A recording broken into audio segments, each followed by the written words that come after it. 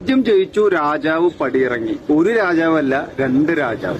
ഒരുപാട് സന്തോഷം തന്നൊരു ദിവസമായിരുന്നു കഴിഞ്ഞ ദിവസം. കാരണം നമ്മൾ ഒരുപാട് ഇഷ്ടപ്പെടുന്ന ക്രിക്കറ്റിനു വേണ്ടി എല്ലാം സമർപ്പിച്ച് എല്ലാ നേട്ടങ്ങളും കൈവരിച്ച രണ്ട് കളിക്കാര് അവരുടെ ഇന്നലെ ജയിച്ചില്ലായിരുന്നെങ്കിൽ പോലും അവരുടെ ലാസ്റ്റ് T20 മത്സരമായിരിക്കുമെന്ന കാര്യത്തിൽ ആർക്കും സംശയം ഉണ്ടായിരുന്നില്ല. അവരുടെ അവസാന T20യിൽ തന്നെ കപ്പ് ഉയർത്താൻ സാധിച്ചു, T20 വേൾഡ് കപ്പ് നേടാൻ സാധിച്ചു എന്നുള്ളത് അവരത് അർഹിക്കുന്നുണ്ട്. അത് രോഹിത് ആണെങ്കിലും കോഹ്ലി ആണെങ്കിലും അവർ 101% അത് ഡിസർവ് ആയിട്ടുള്ള കളിക്കാരാണ്.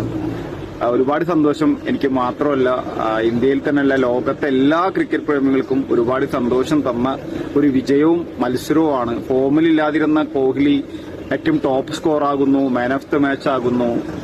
രോഹിതിന്റെ ഒരുപാട് കാലത്തെ ആ പരിശ്രമം അവസാനം ഫലം കാണുന്നു. ഒരുപാട് സന്തോഷം.